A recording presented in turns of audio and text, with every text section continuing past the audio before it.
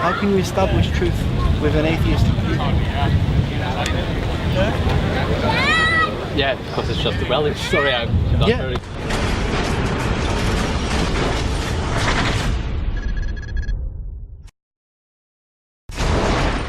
How are you doing? My name's John Fontaine. Okay. I'm from England. Where are you from? I'm from Germany. Germany? Germany, yeah. I just came back from Germany. Okay. I went to Cologne. Is it Köln? Cologne? Cologne, yeah. Yeah. Cologne. Okay. How do you say it in German? Köln. Köln. Köln. Yeah, that's it. I went to Cologne. So, what are you doing here? Yeah, a little sightseeing. Yeah? Yeah. How long are you in America for? 4 weeks. So I start in Toronto and make a tour to Miami. He's from Toronto. Okay. Hi. I actually came to Philadelphia a few days ago. I was doing a lecture in the university. Okay. I came from England. I'm doing a lecture about Jesus and the Injil. Mm-hmm. Now, do you believe in God? Not really. No? So how do you think this universe came into existence? Big Bang. Big Bang. Big Bang I mean, the theory. Big Bangs are good. I mean, in the Quran we have a description of the beginning of the universe, right?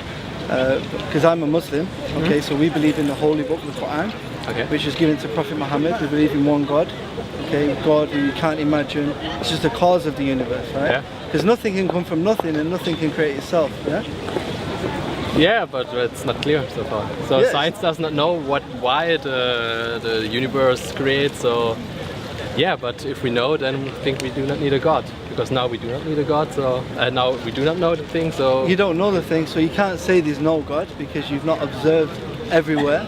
Yeah, but otherwise you can also say, okay, I do not understand the scientific background of all the things. And just because I do not understand it, I say that there must be a God that creates all these things. Okay. So for example, a few hundred years ago, we do not believe, or we do not know what's the thunder and the lightning, and we thought, okay, this is God. Yeah, I mean, science shows us how things work. Yeah. It doesn't show us why things work. Okay. So if we look at the Big Bang, for instance, you said you believe in the Big Bang. Yeah. Yeah, we have not observed the Big Bang. We have no observation of the Big Bang. Okay. No, it's not right. Pardon? We have. So you've observed the Big Bang? Yeah. We have still the signal can be measured of the Big Bang. What you actually observed is the expansion of the universe. This has been observed. Okay. Yeah. So this is so you would infer from this that actually, because of the expansion, you would go back in time and you'd come to a beginning of the universe.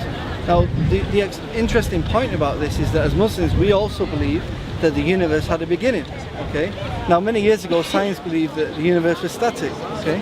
Yeah. But now, science says, well, you would say, as what you believe in science, you would say that the universe has a beginning because you've observed, or scientists have observed, the expansion of the universe. Do you understand? Yeah. So you actually accept testimony of a scientist telling you that they witnessed the expansion of the universe. But you cannot say that this is God, but it could also be a pink dragon or something. That's like fine. I mean, whether it's a pink dragon, whether it's God, I mean, what we're saying is that we believe in the cause. I mean, our understanding of God is not a man with a grey beard sat on a cloud. Yeah? I mean, many people have this bad view of the word God because it's been corrupted, because obviously Christianity has made God out to be a human being or in the image of some sort of creation. Okay. Now our understanding of God is we can't imagine this thing. We can't imagine the cause. Okay. We can't imagine Allah. It's beyond our comprehension. He's not a man. He's not a human. He's not a woman or a child. He doesn't have children. He doesn't beget, nor is he begotten. And there's nothing like him. Okay, there's nothing like God. Yeah. So what all we're saying here is that we believe in a creator, we believe in a cause, okay, and that this cause this creator has actually communicated with mankind through time. So he's communicated with different prophets, okay, and he's given different prophets a revelation. Now the revelation which we have today, the final revelation, which is the Quran, this was given to Prophet Muhammad 1400 years ago, right? And it's fully preserved. Okay, it's fully preserved, not like the Bible where it's been changed, okay, and different books have been taken, put into it and taken away from it. The Quran is fully preserved, okay.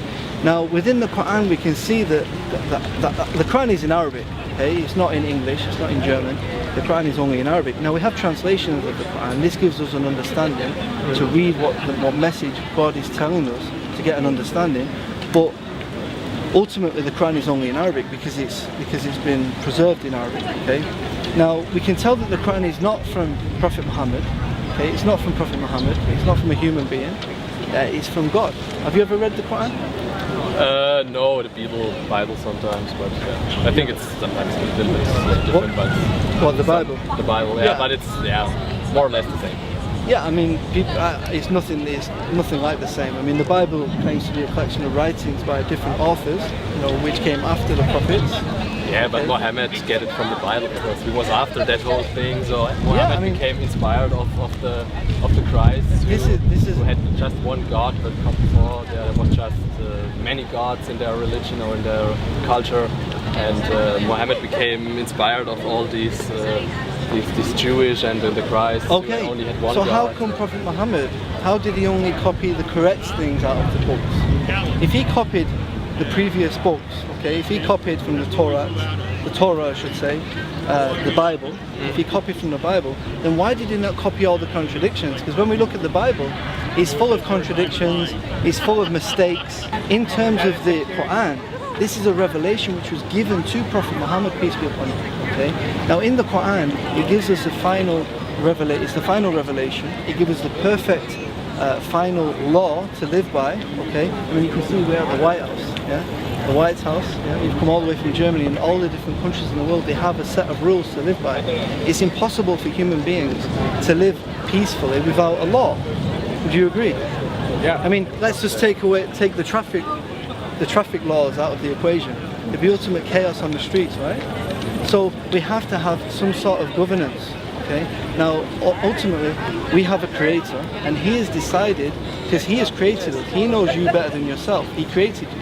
Okay. The same way, the person who created this camera, he knows the camera inside out. Okay. And the same way the camera will be given an instruction manual on how to use the camera, how to use it and use it in the best way.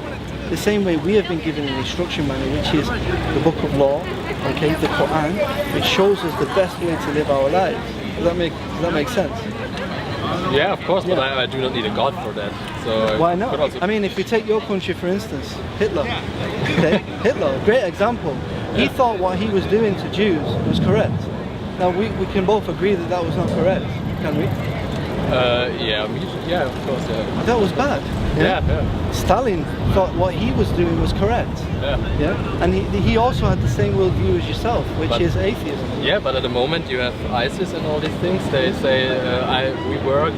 That's fine. You have these people, these different groups. They say it's right, and they say that's what Allah said. Okay. What's in the Quran. Now, what you can do, you can put it to the test. Any group in the world, you can take their worldview, and if they're claiming that they're following the Quran, you take the Quran, you read it yourself, and then you can judge for yourself and make that decision whether these people are actually following this religion or not. I can't just simply say, oh, I'm following German law because I'm German. Do you understand? I mean, law is something different. Yeah, well, that's what the Quran is. Someone can't simply claim, okay, I'm a German, therefore I'm going to follow German law. Okay, you can break the law. Okay, you can still be a German and break the law, right? Yeah. But it doesn't mean you're following German law. Do you understand? So what we're saying here is, take the Quran and read it. Okay. If we look at your worldview as an atheist, you're an atheist, right? No, I'm Christ, but I do not believe in God. So I just believe in the culture. You're a Christian. I'm Christian. Yeah. So you're a Christian what doesn't believe in God? No. So I do not need a God for my beliefs. So you're not a Christian. A Christian is someone believes in God. But there's different parts. There's the culture and the things that come with this, the values and so on. Yeah, exactly. This is what we're saying. But you say you need a God for that. No. But you've just acknowledged. You've acknowledged that you need a God for the values. Subhanallah, right? You said, because you acknowledge your atheist worldview. You can't determine the values.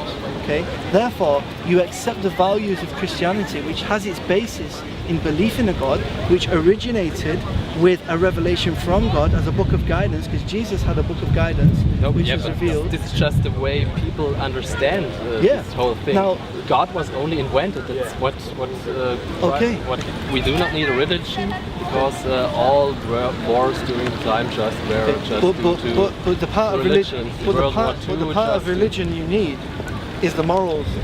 You said yourself. But I do not need some religion for that. I do not need a God. So why do you take the morals from Christianity? We hear so many atheists these days, okay? Because they're so confused. They don't know how to live. They don't have a book of guidance, okay? Like yourself, okay? You say, I'm a Christian, but I don't believe in God.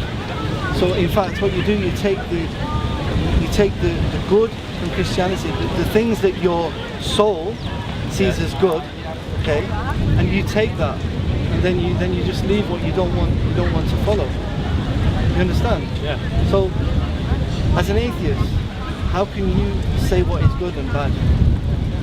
Yeah, I know what is good. Freedom is good, and everybody should free, and yeah. So before you use the example that Saudi Arabia, they don't let women drive, for example. Yeah. Okay, why is that wrong?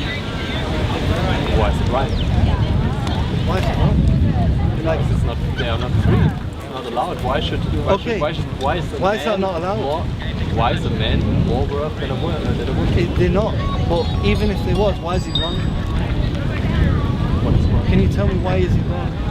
It is wrong. Why? Because every people is it's the same birth. How can you tell me it's wrong? It's my values. Your values, and where do your values come from? That's just values. They have no origin. Is it inside you? Yeah. Okay. This is called the innate belief. In Islam, we call it the fitrah. It's like a program of what God has put inside us. We don't need religion to tell us that murder is wrong, do we? No, not. You already know this, don't you? Yeah. But I also do not need a religion for that. So exactly, but how do you know that? How do you know murder is wrong? It's true. And why is it? How can you come to a truth? How can you establish truth with an atheistic view? Yeah, because it's just a value. Sorry, I'm not very good. You don't know, English, because what it is inside you. It's called the fitrah. It's called the innate belief. Allah, God, has programmed you to recognize. How do you know that? Why should